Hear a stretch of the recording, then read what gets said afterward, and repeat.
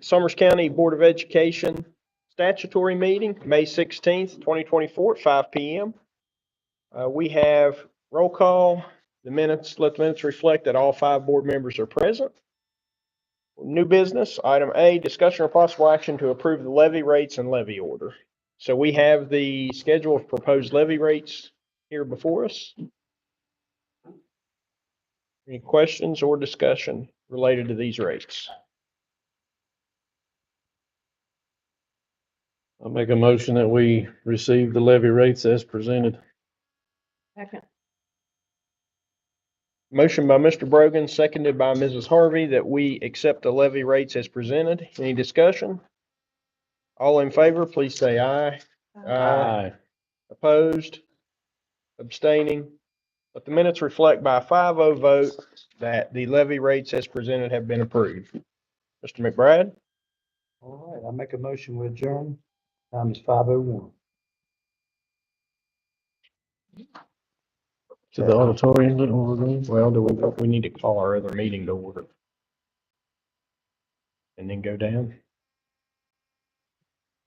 You can do that. Okay. We are going to, for the regular board meeting, we're going to take you all on a field trip to the auditorium.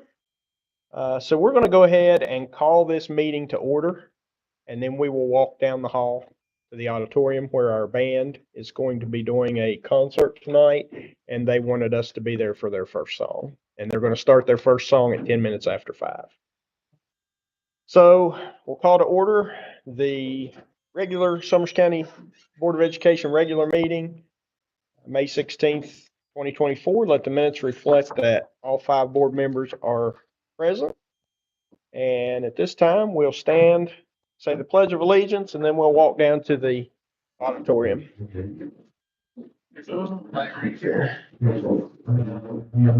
I pledge allegiance to the flag of the United States of America and to the republic for which it stands, one nation, under God, indivisible, with liberty and justice for all.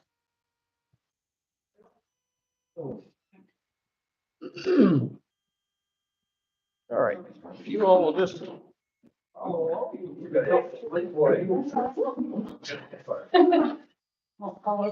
Yeah, I'm backtracking. Yeah, you do. Hey, Mr. Coon, make sure we get a picture. I don't care if you got Kristen into it.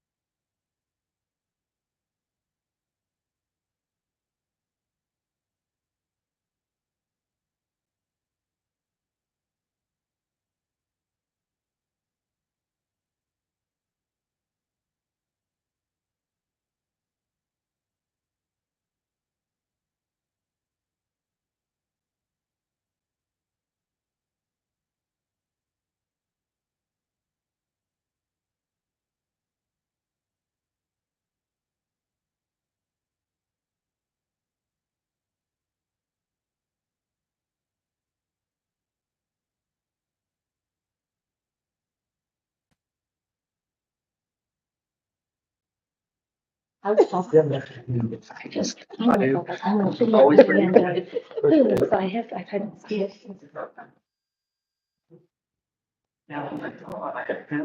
Please get back to Mr. Horton. All right, we are at item 3, approval of agenda and adjustments. I'm going to make a motion that we move public comment down and do that between items 6 and 7. Second.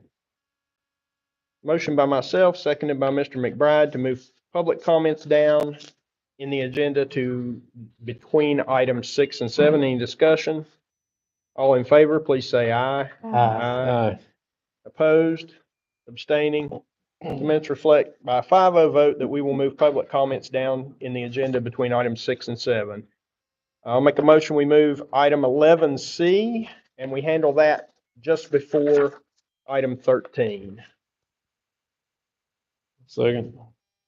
Motion by myself, seconded by Mr. Brogan, that we move item 11C and handle that just before item 13. Any discussion? All in favor, please say aye. Aye. Opposed? Abstaining? If the minutes reflect by a 5-0 vote, we will move item 11C down and handle that before item 13. We need to move Uh, here. Need to make a motion that we pay, RT Rogers' bill separately. Second. Motion by Mr. Brogan, seconded by Mrs. Harvey, that we pay full RT Rogers and pay that separately. Any discussion? All in favor, please say aye. Aye. Opposed? Abstaining? If the minutes reflect by a 5-0 vote, we will pull RT Rogers and handle that separately. Any other adjustments? I'll make a motion, we approve the agenda as read with the aforementioned changes. Second. Motion by Mr. Brogan, seconded by Mrs. Harvey, that we approve the agenda as read with the aforementioned adjustments. Any discussion? All in favor, please say aye. Aye. Opposed? Abstaining? Let the minutes reflect by a 5-0 vote that we have approved the agenda as read with the aforementioned adjustments. Item 5 has been struck from the agenda, so item 6, presentations. We have pause for applause. The first one we have here is our Summers County Comprehensive High School Esports. We have Mr. Woods here that's going to talk to us about it, and I want to thank him for coming. Where would you like to stand? Wherever you want, wherever you want.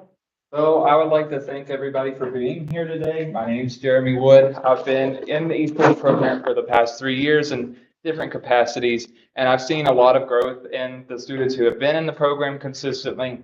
This year, our seniors, it makes me really sad to see them go because they've really taken pride in this program. They put so much time and energy into it. This year, we finished 12th in the regular season, which is pretty impressive considering we were up against just shy of 200 teams. When we made playoffs, we finished top 8. We almost made top 4. We were very close. It was a nail-biting finish, but we did finish top 8, and we're very proud of that. One thing that they wanted to mention, because unfortunately none of our members could be here today, they wanted to say that the thing that they took from the esports program most of all is that they were able to network with so many people throughout the state.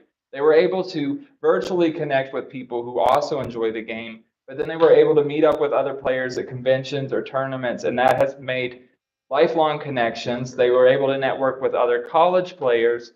That has led some of our team members to getting scholarships to join esports teams at the collegiate level. So this has been a huge boon for our community here. We have so many students who are not typically represented in other sports, and they have an opportunity to really shine and make this something to be proud of. I'm exceptionally proud of them.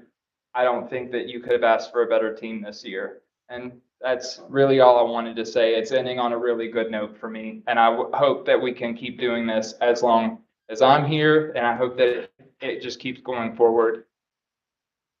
Thank you all. Thank you. Which games? Oh, for our games this year, competitively, unfortunately, our Mario Kart team we did have a team formed this year for it, but they were unable to compete due to various factors. We had 2 Super Smash teams. Next year, I know that we have members that want to form a Rocket League team. We want to have the Mario Kart team, and we want to keep Smash going. So we're just going to continue to grow. There's also, I just received an email about 5 minutes before this meeting started that says that we can also do an esports chess team. So there's a lot of opportunities there. Right, So very good. thank you all. Thank you. Maybe we could have if you're participating in a tournament, we could have up on a display board and invite folks to come in and watch, if it wouldn't make your players nervous. It might, they get a little bit shy Right. when they're being watched. They sometimes even tell me to go stand in a different part of the room. Understood. Thank you, sir. Next, we have Summers County Young Writers. You guys have before you a copy of all the young writers. Ms. Jones couldn't be here tonight, so I'll pitch it for tonight. We have quite a few kids that did well for us, but you can see each grade where each student competed and how they did. Tonight, we have 2 from actually the same family, the Fitz family. Which one of you 2 would like to come up and read first? All right, come on up. Good. Could you tell everybody who you are and what you did when you went to Charleston, other than say, I read my story? What all happened when you were there? Because you had such a good smile on your face. And I heard that you were nervous to read, but I also heard you did a great job. Can you tell everybody your name and what all that you did when you were in Charleston? I'm Isaiah Fitz, and we went to Charleston University, and I read my story in front of everybody. How did you do in the state? Oh, I got perfect. Yeah. Mr. Metter, did you hear that? What did he say? What, can you say that? That's YouTube and we want to promote you. What did you do in that state? Read the story. And what did you get placed? First place. First place. That's impressive. Do that. Jenny, good job. Can you read your story for us? Did they give you a prompt to tell you what to do when you got there, or is this just you creating a story on your own? No problem. No prompt this year? There's a word limit. Okay. Go ahead, sir. The floor is yours. Take me home to the forest. I started going camping in the forests of West Virginia with my family when I was 1.5 years old. My mom likes to tell a story of my first camping trip when I went backpacking in the Cranberry Wilderness and the Monongahela National Forest. I was just starting to talk, and I called all animals woof woofs. We were exploring the creek by our campsite, and I kept asking my mom if I could see more daddy woof woofs. My family was confused until they realized I was trying to say crawdads. My older sister and I had fun spotting crawdads crawling in the clear creek. That camping site is right by a beautiful waterfall and swimming hole. We have gone back to the camp many times.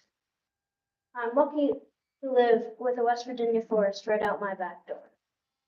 In the summer, the forest is all green. On a nice sunny day, it is fun to go into the shade of the forest to cool down. You can also pick wild berries that the forest provides for us in the other end. I've seen foxes, bears, bees, snakes, and deer, and rodents in the forest. Be careful though, because wild blackberries have lots of thorns. In the fall, there are so many different shades of colors in the forest. My dad takes me and my sisters on mushroom walks through the trail in our forest. There are so many different shapes and colors of mushrooms.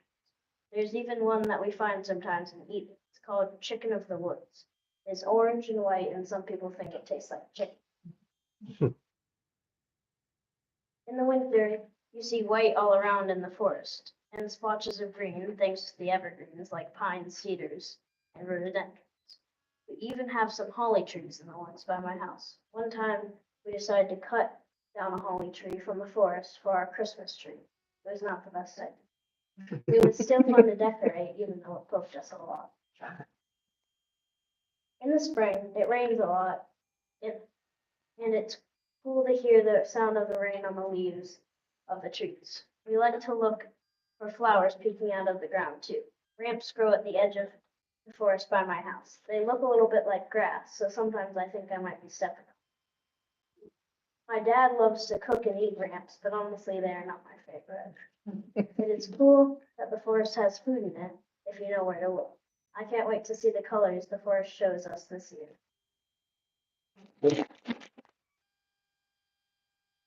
Can you stand here in front of the board? We'll get a quick picture because you make us look good. My mom wants me on. Okay. You better do what your mom tells you. Is that your certificate? Yep. All right. Right here? Yeah, and just see Mr. Coon right there. If you stand, that's perfect. Nice. And do you mind introducing your sibling? Because I think she did all right too as well. Do you mind doing that and show some leadership as a bigger brother? That's Clarissa. And she won in the county for first and second. Until we were so. Are you going to read your story? Or you want to We're read? gonna try a teamwork. Okay, that's fair. Okay, Whatever works. okay. You wanna tell them one thing you did in Charleston? Yeah. I Go. got, Can you look towards, there you go. There, you're perfect. That's good. um,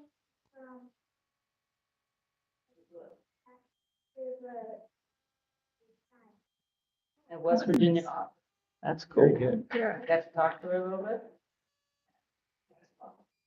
Okay. You ready? Tell them what it's called.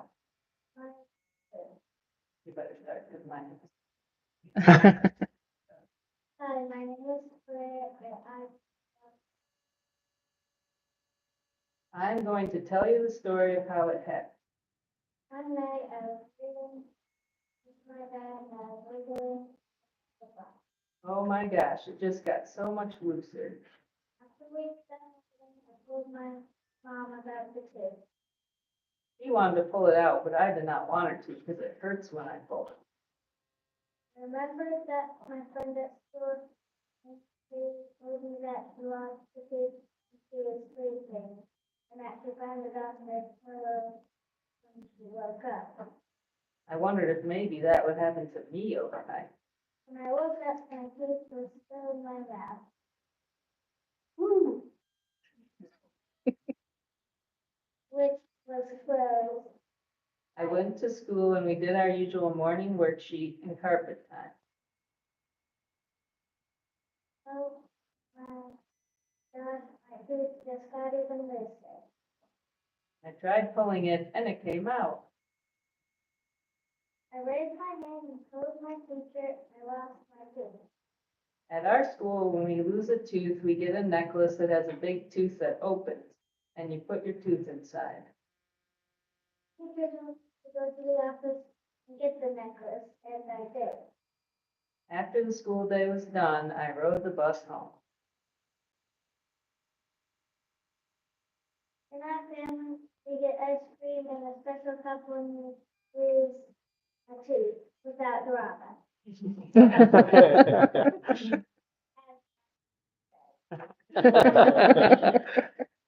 My vanilla ice cream, whipped cream, and sprinkles were delicious.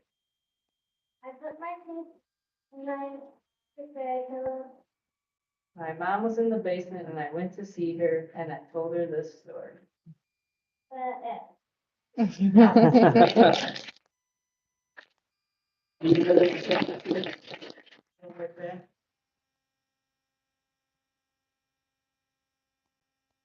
All right.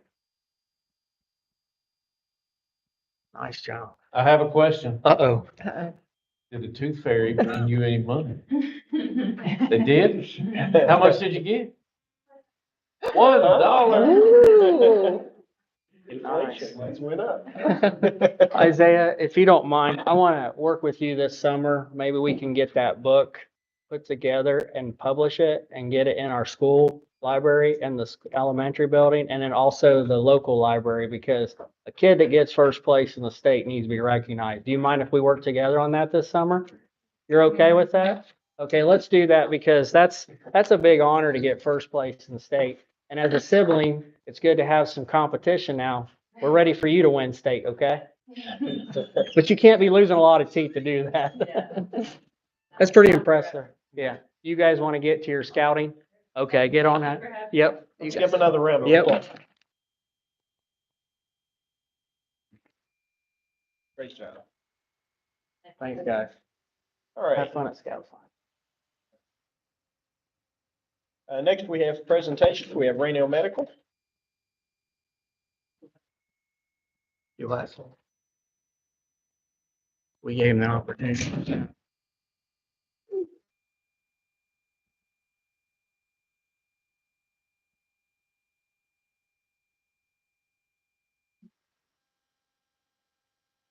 They did such a good job, but it's gonna be a tough act to Get follow. me some sugar, 61 and dropping. Okay. I'm gonna go get some sweet tea. Okay.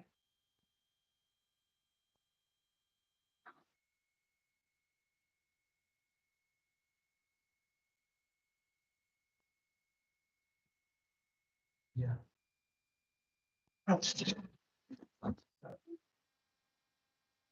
because it was hard to use them.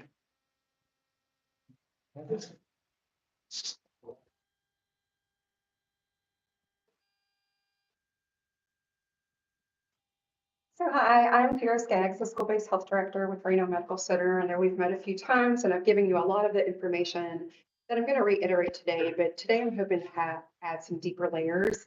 So you'll understand the how we do it and the why we do it. So it'll just all come together and make sense. So Summers County Health Center is a satellite location of Reno Medical Center on the Comprehensive High School property, and we opened in August of 2022.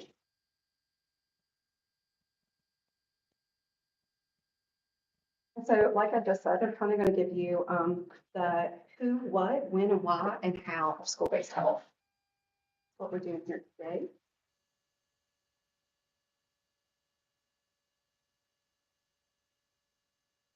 We're just going to start with meeting our staff. I introduced myself, but I want to give you a little bit more of who has a role in school-based health and how that works. We have a behavioral health director, and her name is Laura People. Due to the change in the date, she couldn't be here tonight. But having directors provides a stronger support for our school-based health teams and our satellites to where we have answers and go-tos immediately for all of our healthcare needs. So Laura's not here. The next person that I would like to introduce that is here is Shauna Lipscomb. She is our school-based health director of nursing.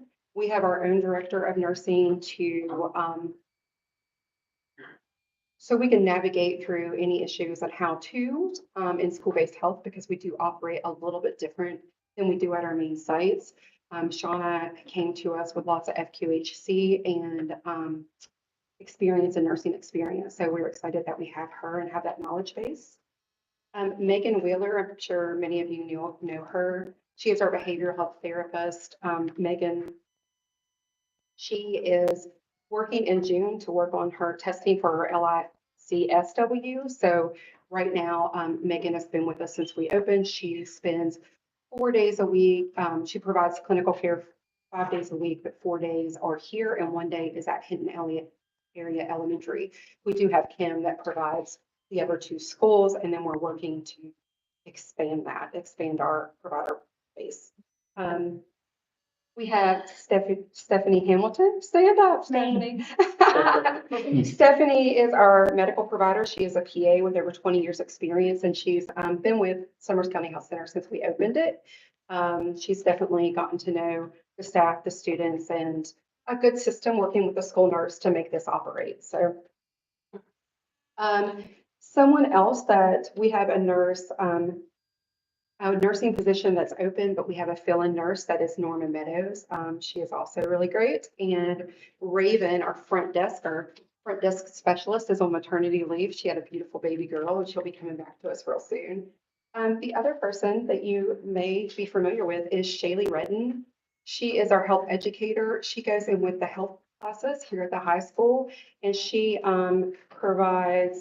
teaches love notes to high school students and positive potential in the middle school. And both curriculums are evidence-based, and they provide 12 weeks of lessons that replace health education in some of the classes. And that gives a little reprieve and some time for your teachers that way too. So that's another plus.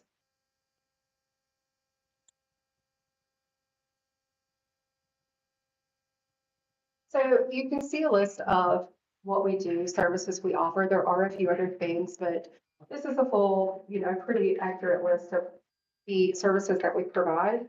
But our health center sees patients of all ages and community members, but we focus on the students and the staff during school hours. Some additional information about the services that we offer are annual Medicare visits.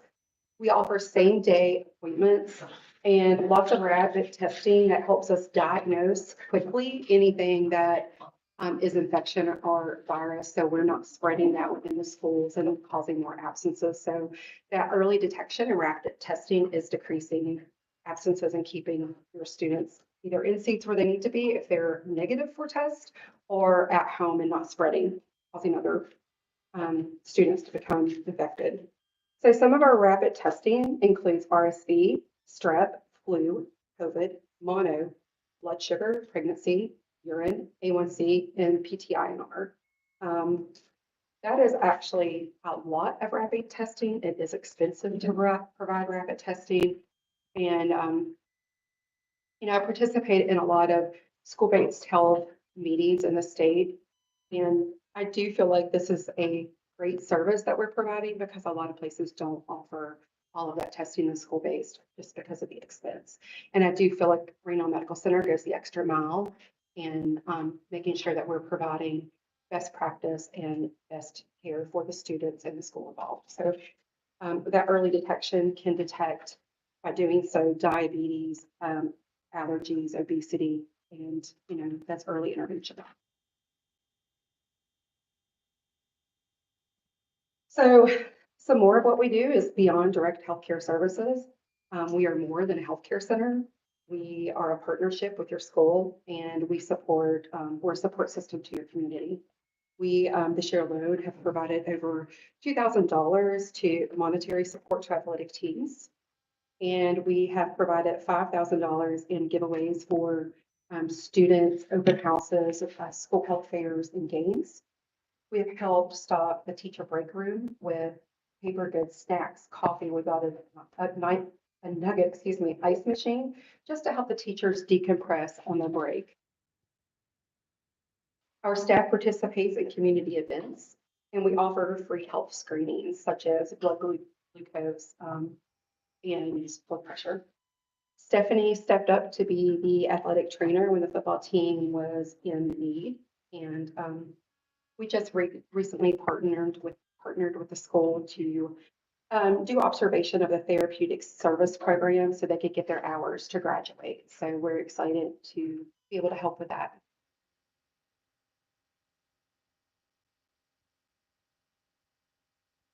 The when, you can see on the screen the hours that we provide. We are open Monday through Thursday. We do have evening hours for medical and behavioral health appointments. That way we can see not just the patients, but their families or other people in the community that need us. As we grow, we'll add an additional day. We can add Fridays when the need presents itself. So we also have after hours, a call line. So if one of the patients, a student, a family, need us after hours, after school's closed or after we have closed, then they can call one of the two numbers and they will get our answering service. They, from there, will contact their provider and see that their needs are met, whether they need to go to the ER or whatever the answer may be.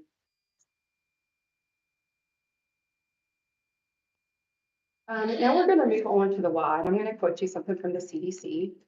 According to the CDC, integrating education and healthcare settings improves the emotional development, physical health, and cognitive ability of school-aged children.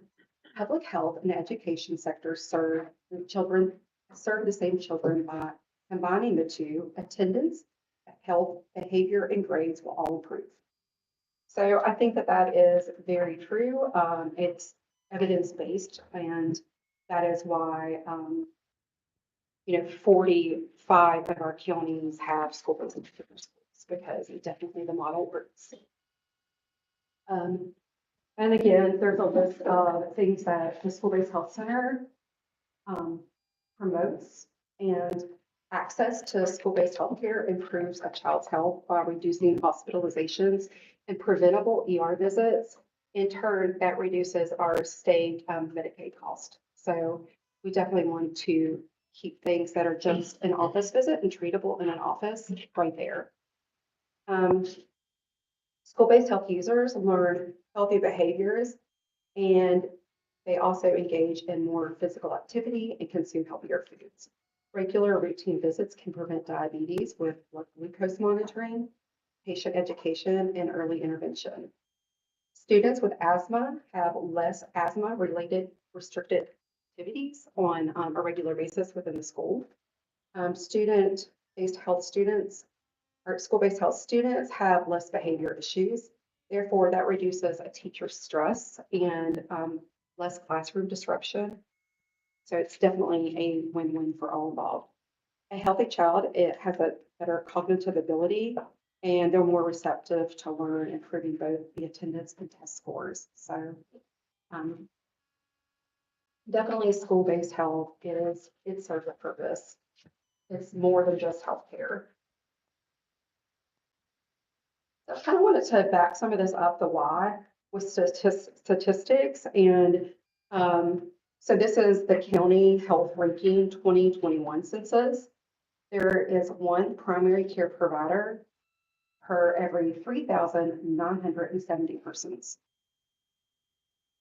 There is no way, it is impossible for a physician to see that many people in a year, much less if you need chronic care management and follow-up visits. So a new patient, to establish a patient is about an hour visit. It takes a long time.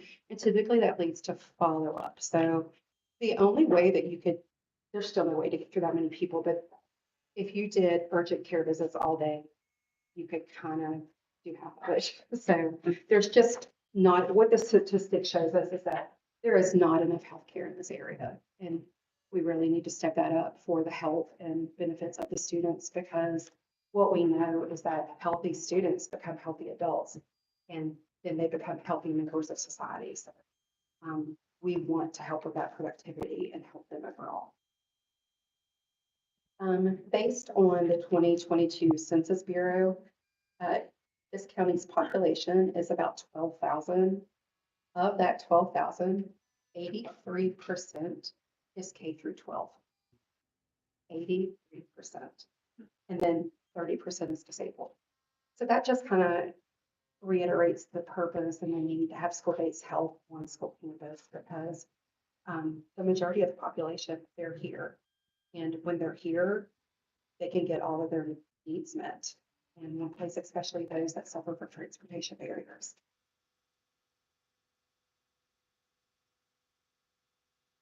So this is still part of that same census, and it's the health outcomes. And probably, I know that's hard to see, but this says premature death. The national average is 8,000. West Virginia is 12,600.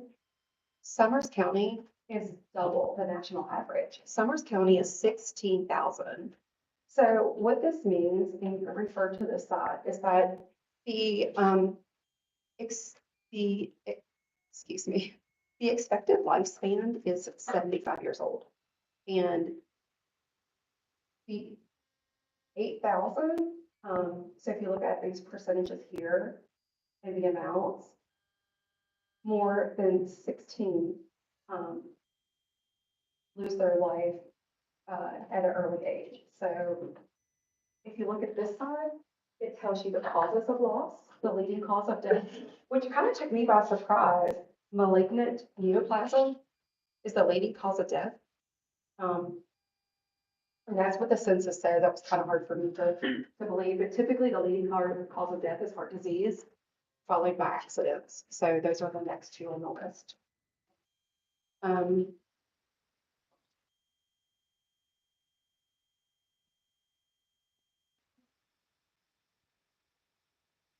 I'm going to get to the how, and this is how we do what we do, how we're able to provide school-based health here and make it affordable. So you can see our measure here, what it means. through there, and I'm just going to go through some of that. So Reno Medical Center is a federally qualified health center that receives grant funding to offset the cost of uninsured healthcare visits. The grant amount is decided upon by Health and Human Resources, and that number, the number of uninsured and underinsured population that we see as patients. So they do a comparison of the patient population in the area and the number of uninsured and underinsured. So that's how they get our number. The grant does not provide the funding for us to operate. We would have to get a capital grant or some other kind of grant for operations. And, those are very competitive. We do get some of those, but they're fewer and far between. One that's guaranteed, as long as we are meeting all of the things that I'm going to go through are measures, we get something called the 330 grant. That is not a competitive grant. So the 330 grant, it offsets the cost of healthcare to patients with the inability to pay. So an FQHC requires us to offer a sliding fee scale to uninsured patients, and that fee scale is based on their family size and household. So our status also requires us to provide comprehensive health care, which means patients have access to annual visits, lab services, and chronic care management, and health care beyond an urgent care service. So they want us to treat the whole body, the whole unit. They like for it to include dental. The more that you include, the more they're going to help you. Reno Medical does have dental. And I'm going to go ahead and add this piece in that we are bringing dental into the schools. We have hired a dentist and a hygienist. We're currently in the process of hiring a hygienist, where we can bring portable equipment into the schools here in Summers County and provide that service to the students that do not have a dentist, that are not currently being served. If they are currently being served by the local dentist, there are too many others that are not being served. So those are not the students that we'd be taking care of. And hopefully that will be at the beginning of next school year. Let me figure out where I was at. So the sliding fee scale, this allows for healthcare to be affordable when it otherwise wouldn't be. Our status also requires us to accept all insurances, and that means that we participate in networks. So instead of paying out of network fees, the patient is going to pay in network. So if it's preventative, they're going to pay $0. If they're copay, Touch the screen. Just touch the screen.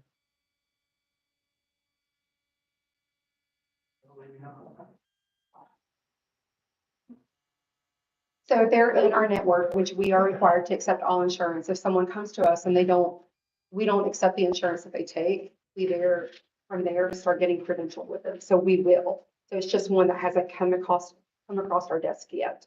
That really does save a lot of people money. The other thing is that they monitor our cost. So an X-ray, I'm just going to give you an example. An X-ray in Reno is $60. Typically, there's several hundred, or at the hospital, they might be 600 or 700. So for our patients, and it doesn't matter if you're sliding fee scale, everything is equal. If you're insured or sliding fee, the X-ray is $60. If you're uninsured, you pay a sliding fee scale based on your family size and income, and that determines whether you're the nominal fee, which is the lowest fee of $20, or it might go up to $100 if, for a lot of people that are a two-income family, but they're uninsured, it still helps them out. So with the insured patient, you're just going to pay your copay. The uninsured patient is going to pay their copay, their sliding fee scale. And then this 330 grant that we have writes off the difference. And that's how it works. That's what the grant pays for. It doesn't pay for all of our expenses. We are expected to make money to sustain ourselves, but it does cover what it's meant to cover, and that's uninsured patients or underinsured patients. The other thing I did want to point out on here is the standards that we're held to, and I know that I've discussed this some before about how an FQHC, there is this misconception that it's substandard care when actually it's high quality care because of the government, because of Health and Human Resources. They hold us to all of these standards where they come in and do quality assurance checks. Every 2 years, we have audits for all of these things. And we're graded and we lose our funding based on this, or part of our funding. So our medical provider accountability, there are the CDC and CMS regulate when you should have your checks, like your mammogram or your colorectal screening. And if it says at 49, you should have that screening. They do random audits on our charts, and in a patient's chart, we had to have made that referral for the screening. We had to have discussed it with the patient and made that referral, or we're due. So, and it doesn't matter how busy we are or how many we have to squeeze in our schedule. We have to check all the boxes per visit because we don't know what visit, what day, or what patient they're pulling. So we're held to really high standards. So it's like if the state was coming in and you were having an audit, imagine that happening every 2 years on everything that you do. And that's really what we endure, which is worth it to see our patient, to treat our patients. And that also includes patient confidentiality. They check our server to see if, do we have employees going through patient charts that they shouldn't be in? And so if the patient's access doesn't match up the schedule their need, they lose their job. Like it's that intense. They come through and see if we have passwords or anything hidden for patient confidentiality. So typically in a private practice, you would never have that unless you've been reported, and we have it regularly. So we definitely stay on top of all of those things, which increases the quality of patient care because we have to meet all those measures. The last thing touching on this is that our staff is required to take trainings on occupational safety, patient privacy, infection control, their yearly skills and competency test every year. So we're making sure that everybody has the knowledge base that they need to do their job every single year.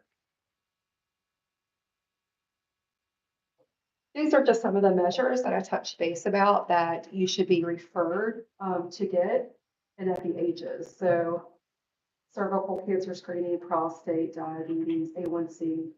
There are guidelines on when this stuff should be monitored and that how often we do all of those things.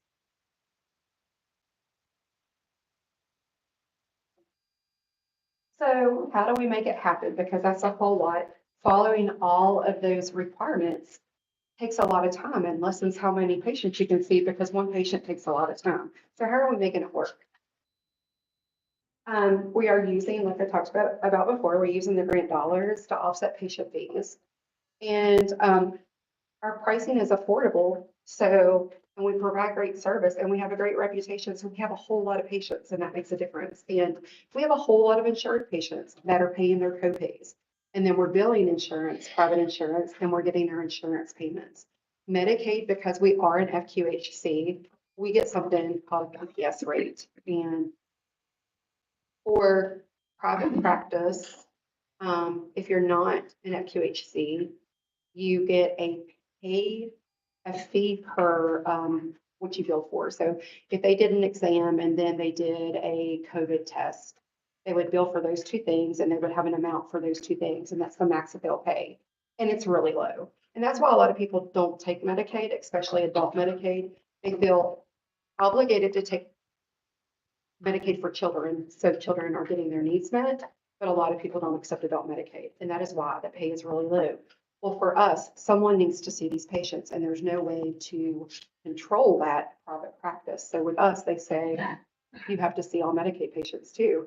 And here, to compensate you, we're giving you this PPS rate. So we receive that rate and it's actually a decent rate. So the catch-22 for us is if we try to integrate care and do wraparound services for the convenience of patients because they took off work, they had to catch a ride, they had to drive themselves, their gas expense, whatever it may be. So if they come, if they're scheduling it right now and they need behavioral health and medical and dental, we'll do our best to accommodate and get all those appointments in one day.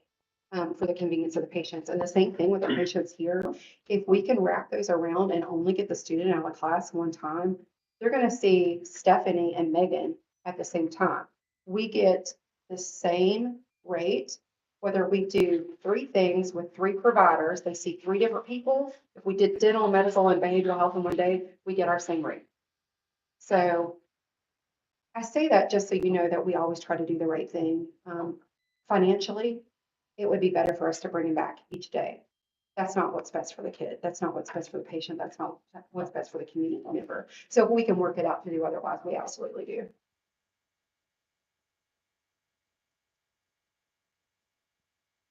Um,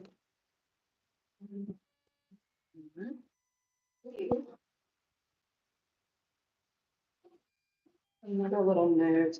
I also wanted to just let you know where we're at and what we've done here. We have spent over $500,000 setting up here. We did not get grant funding to do that. So we have invested in our, taken money that we've made off our other locations because we are a nonprofit. A nonprofit doesn't mean that you can't make profit. You just have to invest your profit. So that's what we've done. We've taken out, that's how we expand. We take our profit and we reinvest in a new community to provide the service because that's our mission and our goal. So with that being said, we have spent $500,000 between our rent for the trailers that are out there, the 40,000 to put in the power, that was huge, and then our salary. So that doesn't include the equipment that we put inside, our supplies. That's just the building, the setup, and the salaries. So I think that we all know that we had a rough start. We didn't see very many patients. That's not a secret.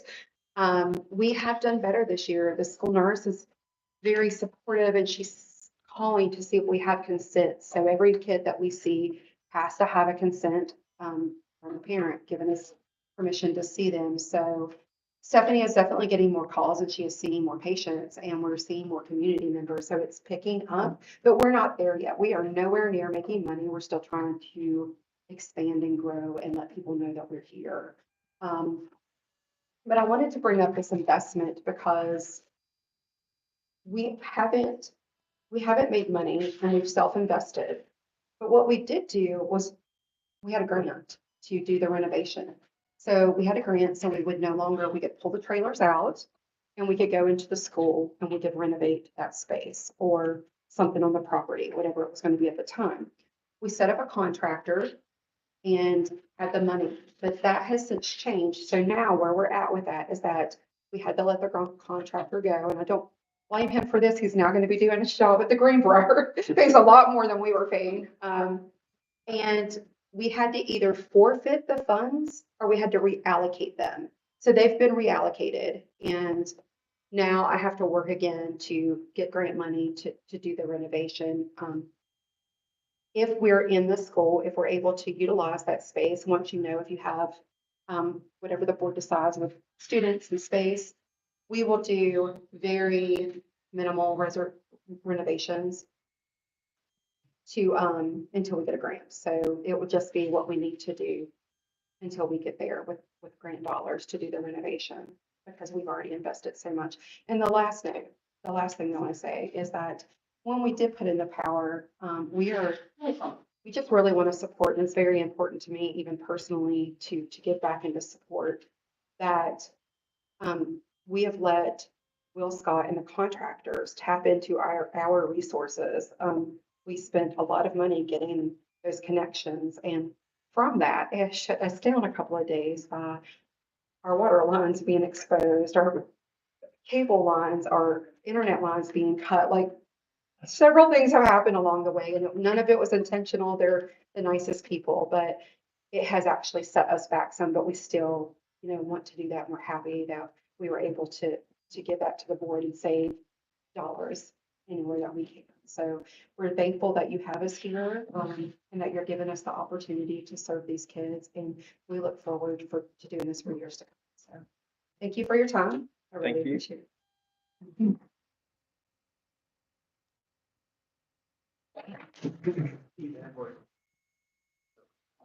Does anyone have any questions? I'm sorry. No, you're fine. I was just running away. Yeah. Do you any- I don't know that I have a question. I will admit that I was a big part of why you aren't in already.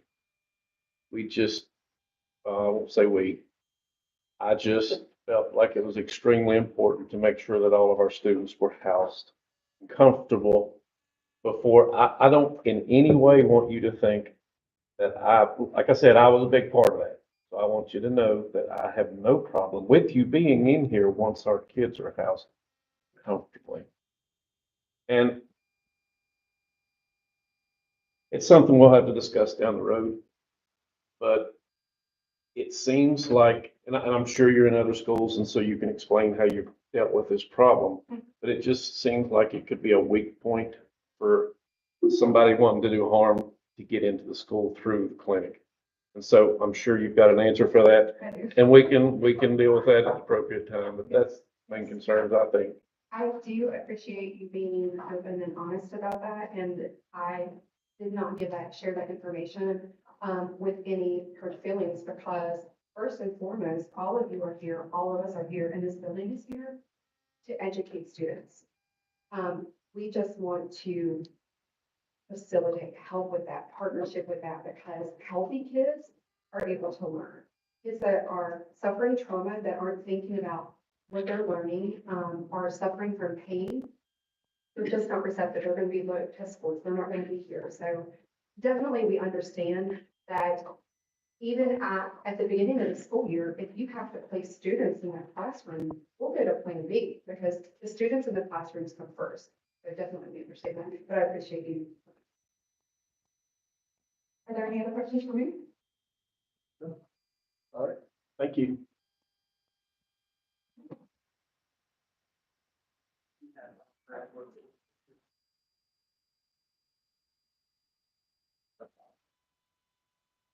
We also have Dr. Edwards here with us. He's on the agenda. Dr. Edwards, would you like to go ahead and do a presentation now? Sure. Okay.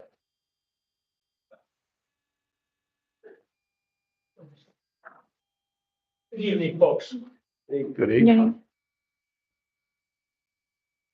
I want to take a few minutes and highlight some of the work that we have been doing with the elementary school this year. First of all, as you well know, every month you have a 2-hour late opening. And for each of those 2-hour late openings, I have been meeting with one of the elementary schools and doing professional development with them, and then rotating from month to month. Primarily during that time, we've been deconstructing priority standards, building ELA assessments, and looking at developing more rigorous learning activities. So that's happened on a month-to-month basis. In addition, I've been meeting with a select group of K-5 teachers to look at the priority standards in ELA. And what that team has been doing is reviewing the work that has been done in each of the schools and then vetting that to ensure that it's the highest quality. I've been doing and conducting training for the beginning teachers, your new teachers at the elementary level, and some of your intermediate teachers. That work is focused on developing high quality and high impact instructional strategies, building assessments, looking at data and analyzing that data. Also, when I'm here, we do classroom visits with the principals and sometimes with a specialist. And during that time, we go into classrooms, spend some time observing instruction, and then we debrief afterwards on what we've seen and feedback that the principal could then provide to the teacher. I frequently meet with all three principals together, and during that time, we're looking at data, analyzing data. I've helped them with their strategic plans that they recently turned in, and in conjunction with that, we've taken their strategic plans and built a logic model. We're in the process of doing that right now. The logic model, if you're not familiar with that, because many people aren't, it takes your strategic plan, which often at each school is 30, 35 pages long, and we condense it down to a one-page document that's user-friendly for the teachers and focuses primarily on their priority instructional practices for next year. I also meet with the PLC coordinators at the elementary school, professional learning committee coordinators, and I meet with them quarterly to align expectations, norms, and ensure that there's consistency from school to school in the practices and agendas and outcomes for those meetings. And lastly, I meet with the central office team every time I'm here to update them on what's we've been working on in those above named items. And we also have talked about the strategic plan at the county level, and I've worked with Ms. Jones on developing a logic model for the elementary schools from a county perspective. So that's been the primary focus this year. You have some questions for me?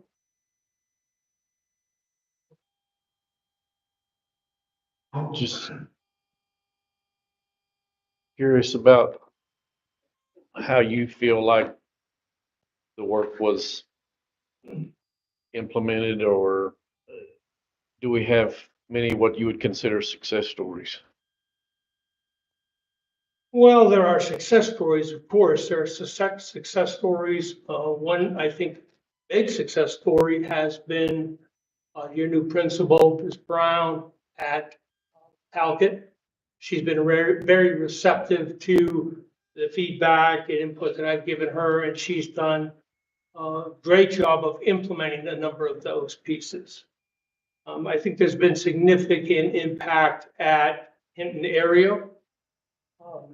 Working with those young teachers, you've got, as you well know, a large number of new teachers. A vast majority of that staff is under 3 years experience. Many of them are career changers or people who have not gone through a traditional path to education, and they don't have the same training that a teacher would get who completed a 4-year education degree. So they have gaps. That's not their fault. That's a result of a shortage of teachers and coming up with alternative ways to get people in a classroom. So I think we've had a significant impact in helping those people move forward. Another piece I would say is the focus on high quality and high impact instructional practices. Teachers need more tools in their toolkit. I always say, if all you have is a hammer, everything looks like a nail. And a lot of times, because of a limited number of instructional strategies, teachers go to direct instruction, or they solely follow the textbook. Textbook is a great resource, but a teacher also has to be able to make that call, at a moment's notice to modify, adjust practice.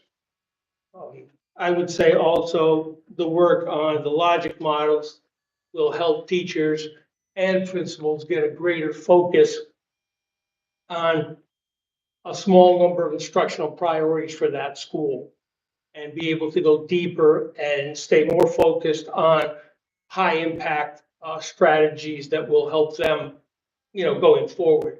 And it helps them. The unfortunate thing I would say is these strategic plans are a very cumbersome document. And when a principal is trying to use that with their staff, it can be overwhelming. So narrowing that down and tightening that focus, I think, is an important piece to help them hit their targets. As you know, our learning loss funding is pretty well gone. Mm-hmm.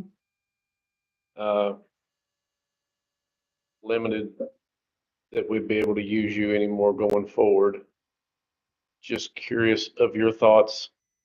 Have you left Renee and those who work with her in a good place to carry on your work? I believe so. I believe that Renee has been part of everything that I've done. And Renee and I probably interact either via email or text weekly. And we plan together. And I'm very confident with her skill set and the work that we've done together that she's more than capable of carrying on. Anything else? Based on that, what would you say are our challenges and our areas for opportunity moving forward? Well, there's not a quick answer to that. Understand. I think you have to look at your challenges, both internal and external. I mean, internal to the school Mhm. and external being the community and broader. Obviously, there are a number of demographic factors that impact student learning. Representative from the health center indicated a number of those challenges that children face. You can't control those, so you have to look internally and what are those things we can control within the schools. Stability in staff is huge, without question, in my opinion. The more we can retain teachers and allow them to develop and grow and provide them with the resources to develop and grow, the greater the chance to have that impact on improving student achievement. Meeting with Ms. Gum yesterday, she indicated to me that for the most part, for the first time in a few years, a good portion of her teachers are returning. That's huge. You know, having those same people back and being able to work with them more than 1 year. You know, you bring somebody in, you work with them, you spend time with them, and then they leave in 1 year. And when you keep running that play, it's hard to have a significant impact. So I think that is going to be a huge piece there. Becca Brown, who's in her first year as a principal, she has done an incredible job as a first year principal, in my opinion. That's a tough first year for anybody. And I met with her today, talking about her plans going forward. And I'm very impressed with what she's done. And I think that that's her going into her second and third year is going to be very powerful as well. I know that you're adding, I believe it's been approved, I'm not 100% sure, but I believe it's been approved that you're adding instructional specialist at Hinton area. And that's going to be a huge piece because that person will be able to solely focus on instruction.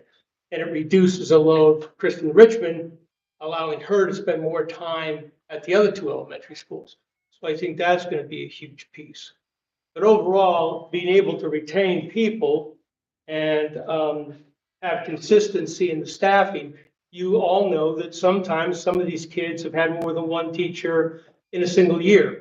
When you bring somebody in midway through the year, that has a huge impact on children. We all know that. In most of the cases, that's unavoidable. But if we can retain those people, that is, I think, going to have the biggest impact on improving instruction. And you've also, I know, adopted, or you are adopting a new math series called the Nova Math for K-5. And I had the opportunity to sit on some of their trainings and their presentations. And I think it's a very progressive math program, far different than the traditional math programs that we typically see. And I think it has great promise to really help kids become math thinkers, rather than just completing algorithms. I think that's a real positive as well. And what about jumping branch? You spoke about talking Yes, I'm in sorry. area, and I'm so sorry. I was at Jumping Branch yesterday. Jumping Branch has a really strong staff and a very strong consistency in their staff. And I'm really impressed with the work of, there's two interventionalists there, Bree Medley and Ginger Blankenship. And I think the support they've provided along with Mr. Pack has been very powerful. They're two very knowledgeable educators. They get in the classrooms, they run PLCs, and I think that has been and can be and will continue to be a really good model. thank you. Sure. Other questions? Okay. They've already asked all mine. All right. Thank you. Thank you, sir. For next board meeting, we'll have Dr. Holler do the Okay. secondary. He couldn't make it. He's a grandpa and a father and on vacation in Chicago. So he said, if you guys don't mind, could you hold me off? And I said, we can do that. Okay. And we also had under presentation Summers County ARH, but no one's here Correct. to present for them. Okay. Yeah. And also, just forgot to mention, Cindy, Greg, and Susan too Yeah. will be, because that's secondary. So Okay. they'll be there as well. At the next.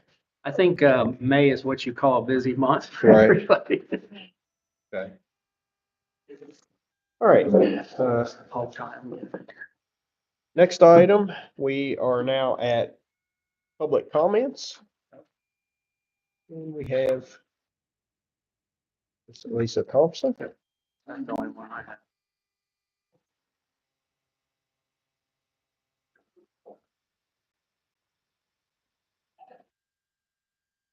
Good afternoon. Or evening, are we getting into the evening? I'm here, I want to clarify first of all, because I'm here for the children 100%. I am not personally against any of you. I am here for the children in our community that I grew up with.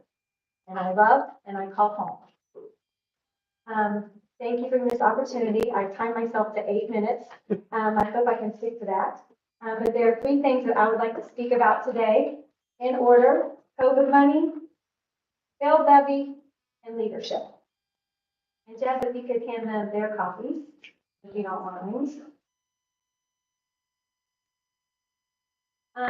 If you guys could refer to the first handout, and he's going to give these to you guys too, if anybody wants them out there. So Cameron, thank you for the first set of numbers.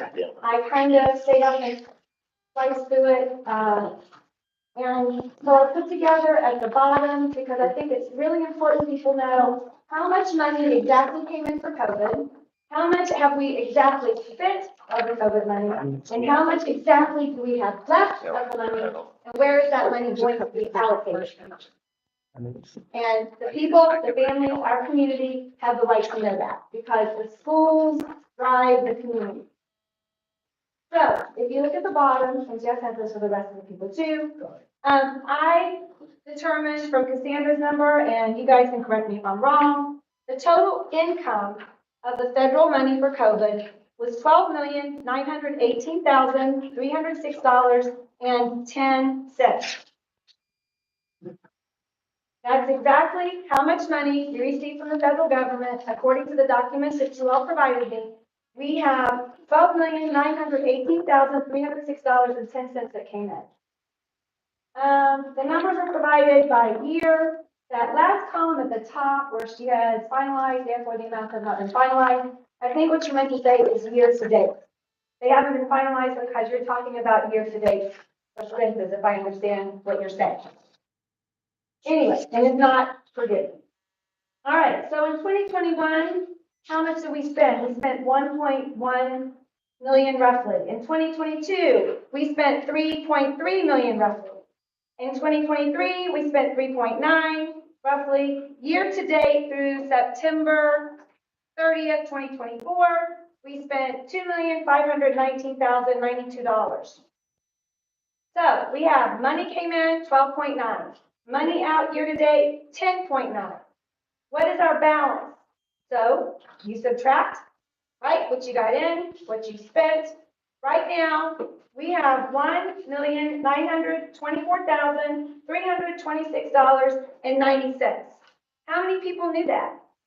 I think that should be public knowledge. I think people should know where the money is going, especially if you're in education, especially if you have families, and especially if you want this community to grow. So, a few things, and I'm going to move on down here. First of all, have the future expenses, which if you guys look here, there's a list of overview of future expenses. Have the 1.9 million already been deducted from the remaining balance of the 1.9? That's one question you don't have to answer right now, but I would like an answer for eventually. I think we owe that to the community. And the rest of it, where are the exact amounts of those expenses from what we've already spent? I know I've got a pile here that I'm looking at, and I appreciate the work and the printed copies of what money has been spent. What I'm looking for is, if you go to these lovely sample ballots, you have one from Summers County, you have one from Raleigh County. Summers County, Raleigh County. If you look, and this is wrapping back to COVID, what I was asking is, I want to know exactly on these overview of expenses, the exact dollar amount. So in 2021, the 1.1 million, maintaining staff, mailing PPE, COVID-related supplies, where are those dollar amounts? Where are those dollar amounts?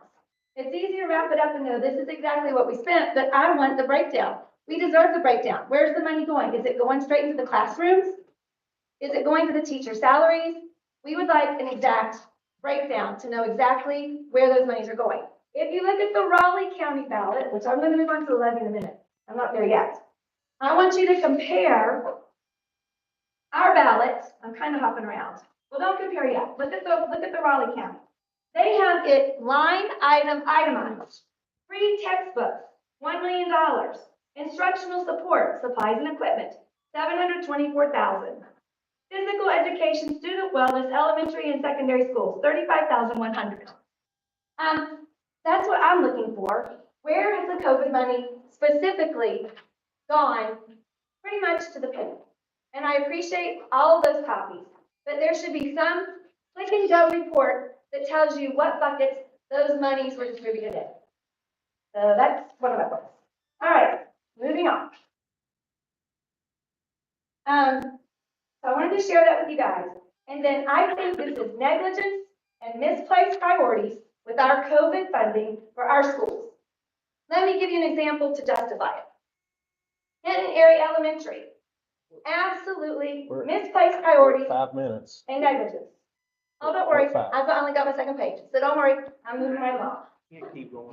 Okay, no problem. You decide to renovate the admin area with COVID money while it's full and filthy inside and out. It has extensive water damage, cracks in the floor, roaches and mice, windows literally falling out of the frames, et cetera, et cetera, et cetera. No multi-purpose room, cafeteria, gym, or auditorium. How can you spend COVID money on completing the Talcott Gymnasium, which is important? That should have been done, but it's a matter of priorities. COVID money for custodian supplies, but you can't hire a custodian. I don't understand. Mr. Jeff in the area drives a bus, cleans the school, and mows the grass and weeds. But we have no money for a full-time custodian. I'm almost done. Next. So this leaves the 1.1, the 9 million I'd like to know. This goes into, I'm going to skip Chrissy's message because I'm on the last page. This is my segue. I'm going to wrap it up. I appreciate it. You gave them time. Please We give me do, time. but according to our policy for I know, I'm gonna wrap presentations, it we up. have I'm to do talking 5 really minutes. fast. I know. We had this conversation. I so- know, we did. Yeah. But this needs to be a priority too. Well- If you can make an exception, I'd appreciate it, but I'm hurrying, okay? You can finish next time. There isn't No. other meetings. No, I'm gonna finish. I've We got have- 30 seconds. I can read this in 30 There's seconds. a difference We have between a- a public comment and a presentation. Okay, well, I'm gonna give you my public comment in 30 seconds. Can I do that? No, we have to stick with our We gotta move policy, on. so. Well, the last thing I'm gonna say, as I walk to my thing, is, with all due respect, Mr. Warble, you might want to start at negotiating a have way to- out so our county school We'll have system to can move call forward. to order.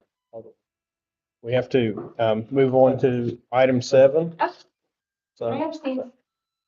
approval of minutes. We have the superintendent has given us the April 23rd, April 30th minutes. We have April 23rd regular meeting, April 30th special meeting. We will have to do those separate since some of those. are Separate. already- Okay, let's do April 23rd first. Oh, yeah.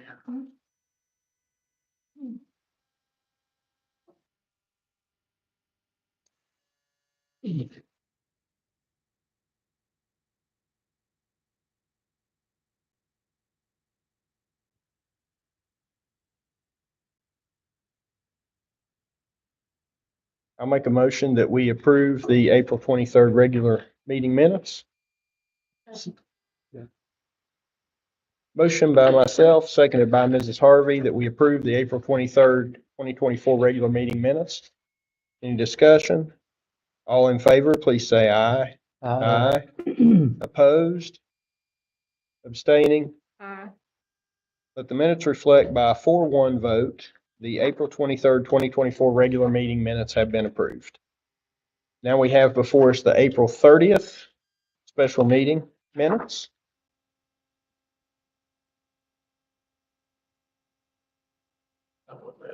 That wasn't Make a me. motion to approve the April 30th minutes. I'll second.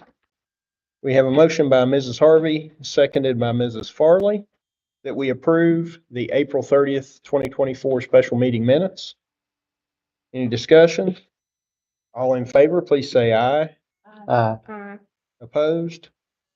Abstaining? Aye. Let the minutes reflect by a 3-0 vote, with Mr. Brogan and myself abstaining, that those minutes have been approved. And I stated the previous one wrong. It was a 4-0 vote with Mrs. Farley abstaining. Okay. Right, 401. Yeah, As soon as I said, I think we read your mind. all right, approval of bills. We have before us the first bill, RT Rogers. I make a motion with a RT Rogers. I'll second. Motion by Mr. McBride, seconded by Mrs. Farley, that we pay the RT Rogers bill. Any discussion? All in favor, please say aye. Aye. Opposed? Abstaining? Let the minutes reflect by a 4-0 vote with Mr. Brogan recusing himself that the bill for RT Rogers has been approved for payment.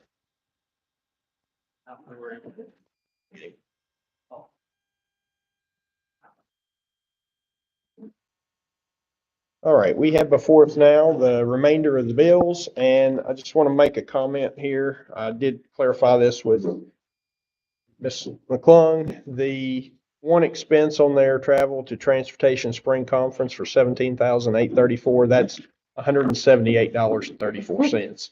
So it's just a misplace of the decimal point. So we have the remainder of the bills before us. Make a motion, we pay the bills. Second. Okay, motion by Mr. McBride, seconded, or I'm sorry, motion by Mr. Brogan, seconded by Mr. McBride, that we pay the remainder of the bills. Any discussion? All in favor, please say aye. Aye. Aye. Opposed? Abstaining? Let the minutes reflect by a 5-0 vote, the remainder of the bills have been approved for payment. Item 9, we have approval of approved transfers and supplements. We have any? No? Okay, old business, grow your own program. This is one I asked just to be put on here, so we could get some updates and maybe talk to other counties and see what we can do. Have we had a chance to yet, or? The one county you mentioned before, we're still trying to link up. Okay. Good data. It's May graduation. Yep. There's a lot going on. I understood. One thing that I can bring to your attention, we considered this early on. Grow your own classes, as well as any other dual credit class, can be taught with someone with a master's degree in the field or a certain number of hours in the field. Some of our larger neighbors have that option, Fayette being one of them at the Career Center. Mhm. When the program started, the staffing issues were front and center. So finding someone with a master's degree in field can be challenging, but that's, of course, something we could look at that would require as many online options. As far as teaching English or any other math, they would have to meet those as well in the field. That's something to keep in mind. Okay. That's an update that's Okay. on the agenda. Thank you.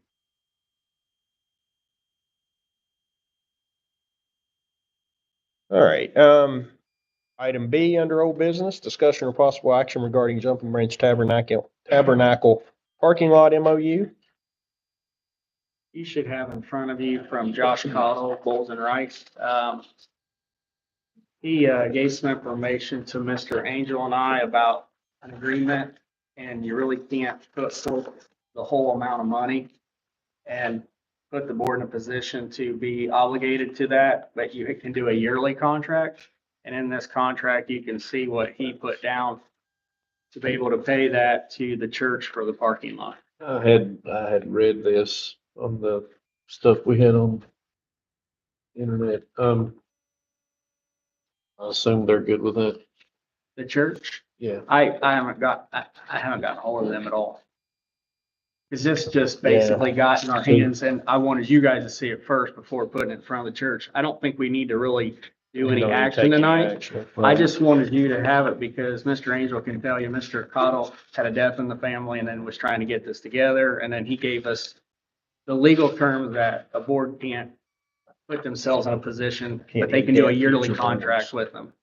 So we would be basically paying them over 10 years around, what is it, 1,200 and change? We Or would be indebting a future board by You can't- locking them into that lease. you're putting future board members in a debt position. And what he's saying is it'd be 1,250 for a year, for each year to do a contract with them.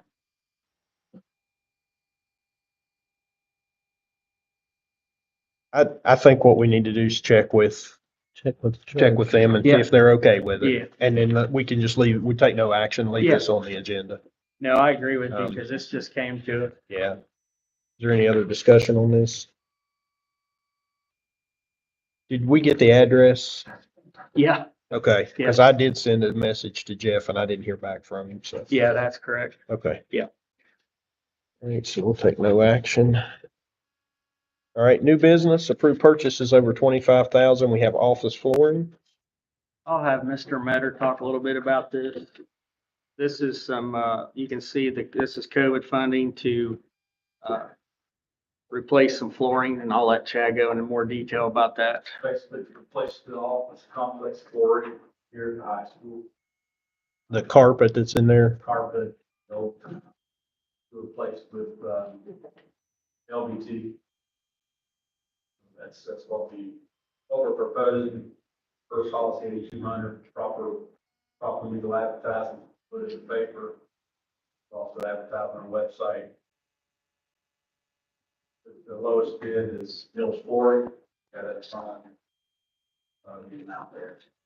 Do you know the square footage roughly? Do you know the square footage roughly that? No, I don't. That's okay. About, approximately 2,500.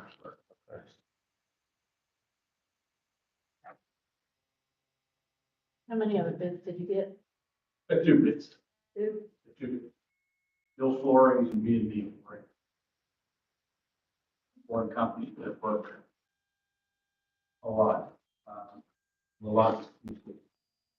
Back to B&B Flooring, some of our work. Area and well, the flooring development in Raleigh County, Wyoming County.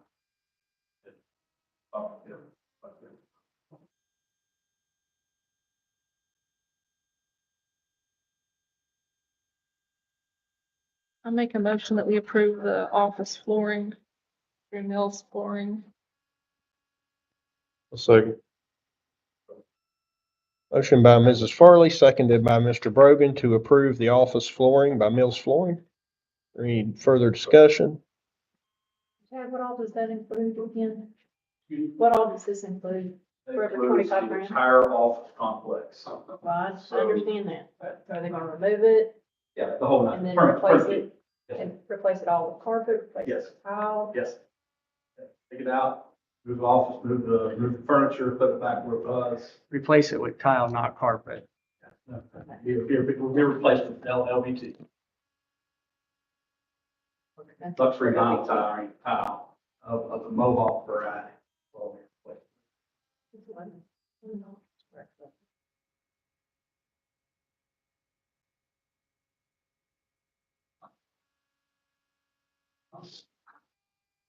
All right, any other questions?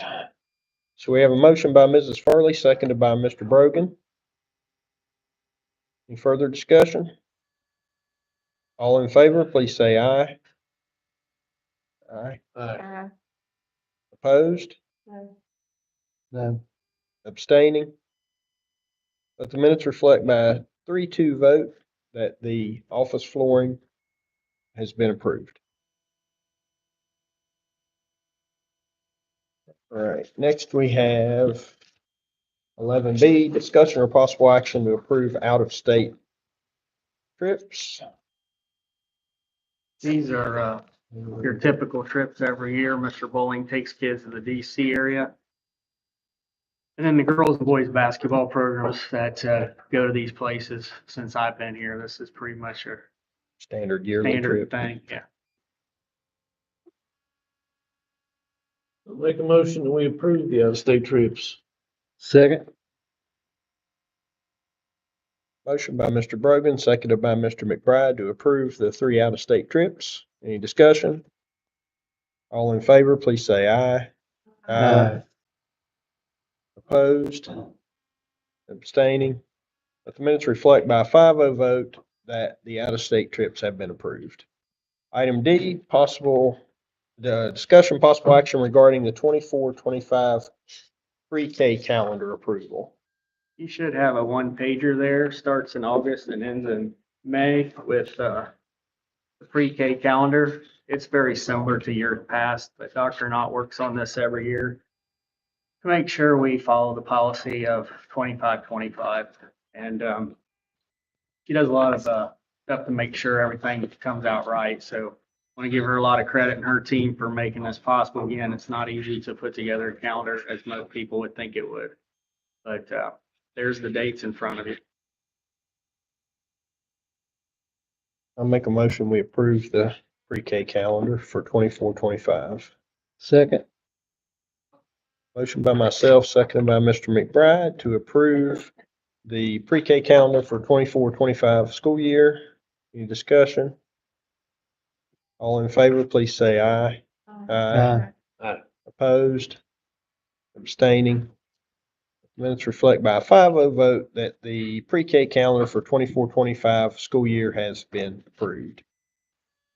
Item E, discussion concerning use of the athletic building. This is one that I asked to be put on here. Mr. Brogan and myself had talked just about different uses that we might be able to use for that.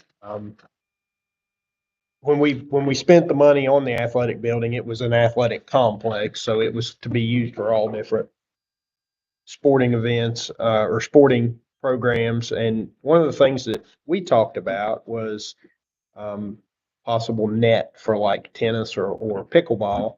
I don't know if what it would cost to get the standards to go in for a tennis net or a pickleball net. Might be something we could use for phys ed. And I know there are, as we talked about, some portable pickleball nets. But this would be something that if, maybe like esports, we have a kid who wants to start playing tennis. If we could find a coach, that might be something, another program we could offer. I don't know how deep that concrete is and how thick it would have to be in order to put standards into that, but maybe something we could look into just to see what kind of cost it would involve. So, any other discussions? I know you and I talked about it. Is there anything you wanted to bring up? It's pickleball is just becoming enormous, and so rather than be bringing up the rear, we'll try to Get somewhere in the middle. front. Yeah.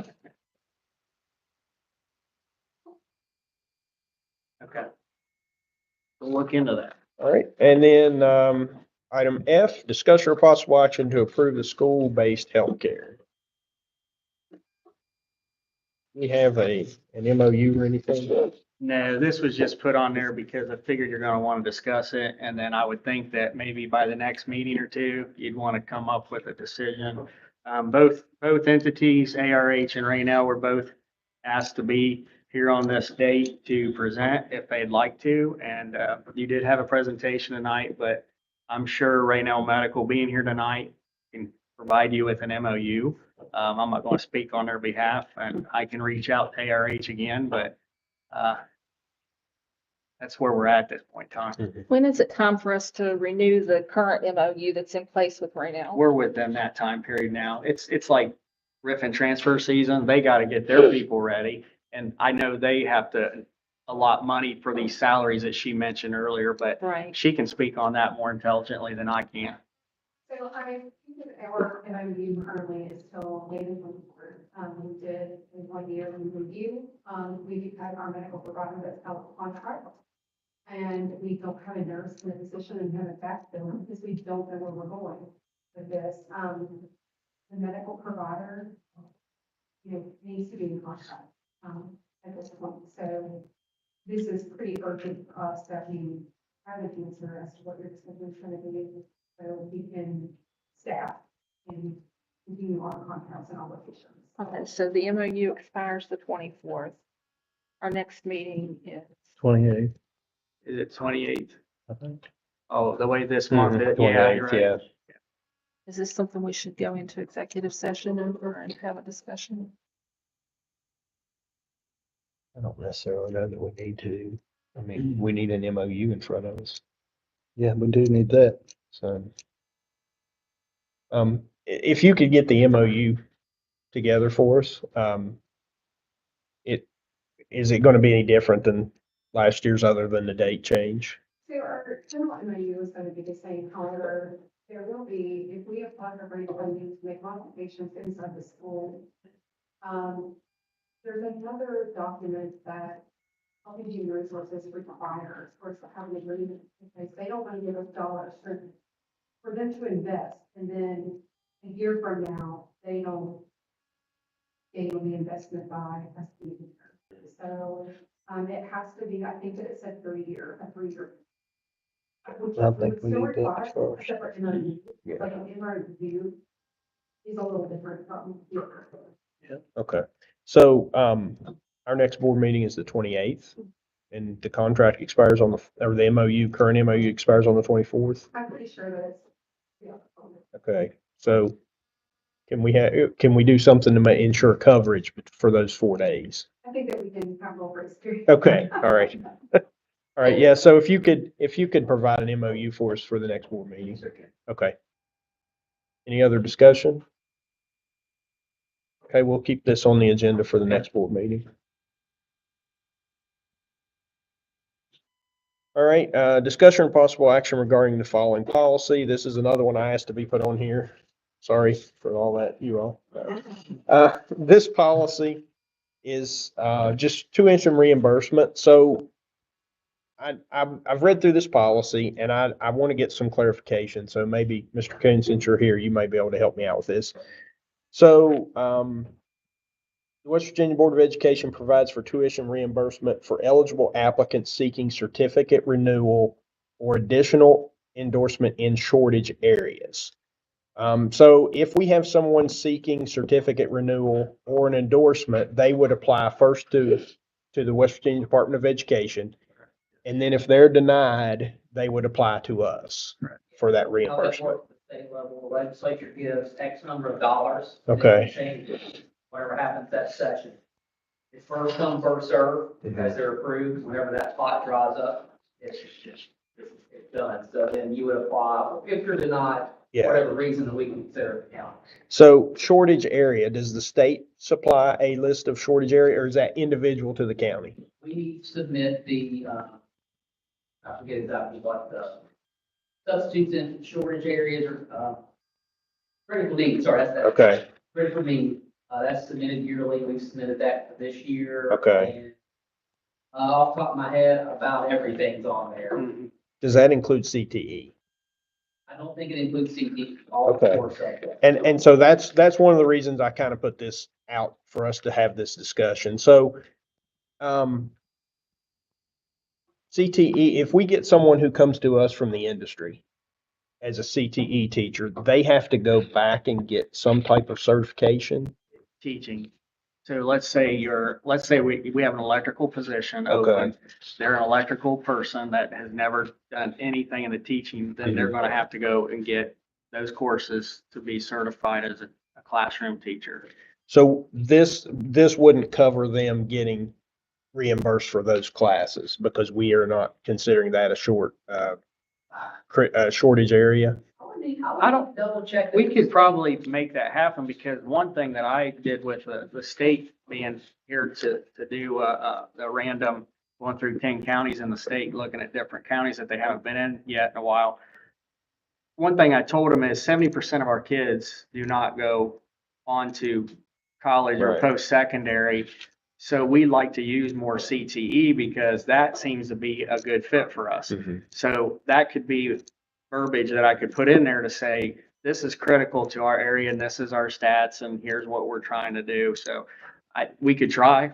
Well, You and know. then my next leading into that, if we do that, okay, so let's say right now, just a classroom teacher in an area of critical need, shortage or a shortage area. Are they required, once we reimburse them that tuition, to stay with us for an amount of time? No. Okay, And legally, you can't we can't do that. that. Okay, No. okay. You could put it down in your policy and But it try wouldn't. that, but it wouldn't hold much. Well, I just, as I read through this, we do struggle with finding CTE teachers. And so I would like, if there's any way we can do any type of reimbursement for the classes they have to take. That may be as one of the things that was brought up here, the turnover. I think Dr. Edwards talked about it. If you have a teacher that's here 1 or 2 years and then they turn over and we get a new teacher, if we can do something like that to help our CTE teachers, maybe they will, that'll get a little bit of loyalty there and Yeah, we'll be able to and keep that's them. the other thing I mentioned to the state with everybody passing levies around us.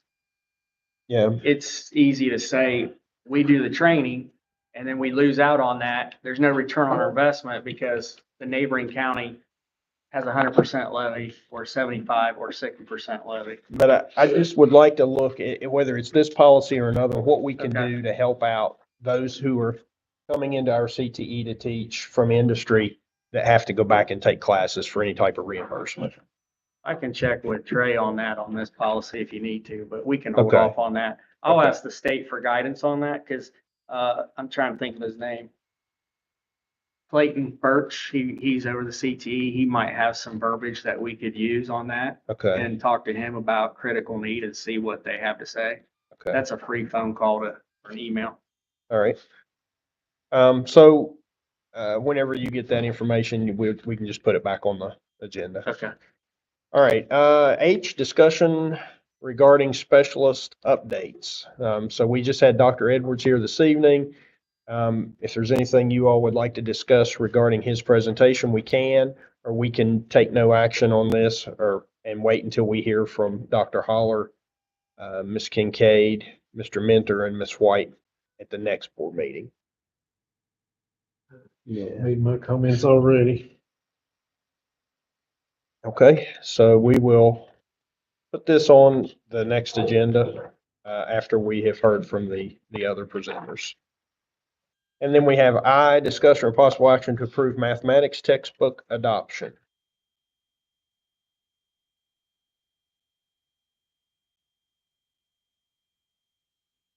I didn't see anything in there. No, I didn't move.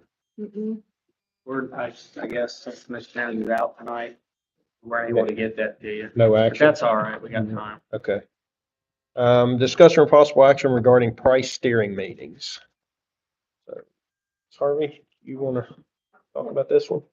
I asked for this to be put on the agenda. I think for about the last 2 years, the price and steering meetings have been combined. And in order to well, quite honestly, I'm not sure why. But what I have noticed in before they were combined and back when they were combined is that the price meetings have moved away from so much of the parent involvement and tactics and resources that are available for parents to being more, it seems and feels more like a steering committee meeting for the whole gamut versus providing some resources for the parents. And I would like to make a motion that the price and steering committees go back to being separate meetings. Second. Okay, so we have a motion by Mrs. Harvey, seconded by Mr. McBride, that the price meeting and the steering committee meetings go back to being separate meetings. Is there any discussion? Just real quick, I can give you the why. We didn't have people come. It was just you and Greg that came as the parents. And the steering committee, the best time we could get people to come is when we combined them to get better attendance. And then we also tried to move the time to a luncheon that actually got more of the business section of the population to come, but we repeated pretty much the same thing, and that's why we put it to one meeting, because the people that work in the central office are in a lot of meetings, and since we couldn't get people to come, we tried to combine our resources and do it that way. That's the why. Understand. And I think in the effort to get more people involved, we've moved away from the mission of the price meeting. All right, we have a motion by Mrs. Harvey, seconded by Mr. McBride. Is there any further discussion? All in favor, please say aye. Aye. Opposed? Abstaining? Let the minutes reflect by a 5-0 vote that the price meet and steering meetings be separate meetings. Been approved by the board. Discussion or possible action regarding Chief School Business Officer Contract FY25. I make a motion, West Virginia Code 6-9A-4, that we go into executive session, and the time is 6:49. I'll second. So a motion by myself, seconded by Mr. McBride, that we go into executive session. Any discussion? All in favor, please say aye. Aye. Opposed? Abstaining? Minutes reflect by a 5-0 vote that we will now go into executive session at 6:49. What was the time? 6:49.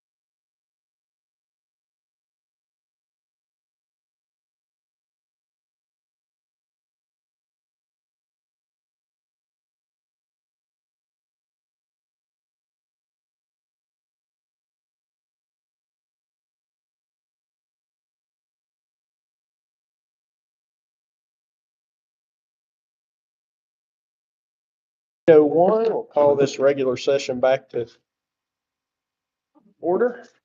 We have before us the personnel and by the superintendent resignation, retirements, employment professional, leave of absences, employment professional, extracurricular, extra duty, employment summer professional, employment summer service, employment substitute teachers.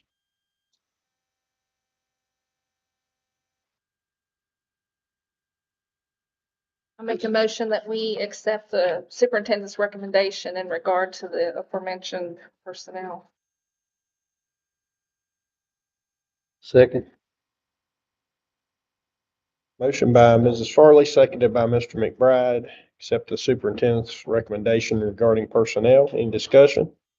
I'm just curious if there was a name for the coverage teacher. So we gotta finish here on that. Don't we have- Thank you. Any other questions? All in favor, please say aye.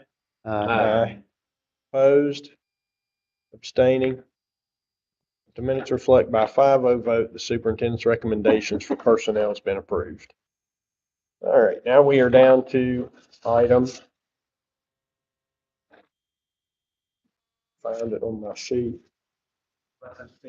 11C. We're backing up to 11C. See, here we go. Item 11C, discussion or possible action regarding superintendent evaluation. So I will once again make a motion according to West Virginia Code 6-9A-4 personnel that we go into executive session. Second. Motion by myself, seconded by Mr. Brogan, that we go into executive session.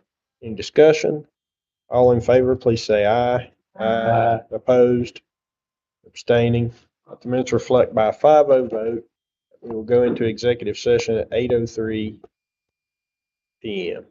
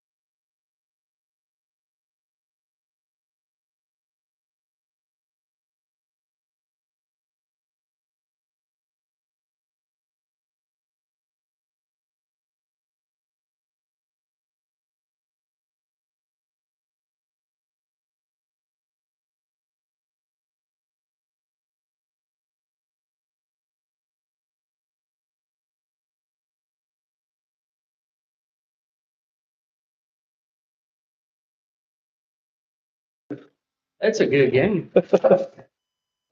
All right. What time did I say we got out? 8:57? 8:57? Joey, did Did you you get your say, or cookie? 8:57. So, okay, executive session was over at 8:57 PM. We'll call this regular meeting back to order.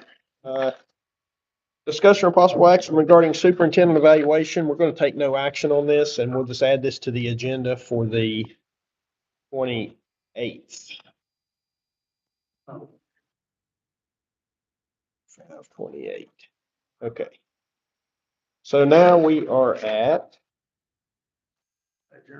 discussion of next agenda. So we have a lot of stuff that we've pushed, carried over. Is there anything else we need to add that we haven't carried over? Okay, hearing none. Mr. McBride. All right, I make a motion, we adjourn. The time is 9 o'clock.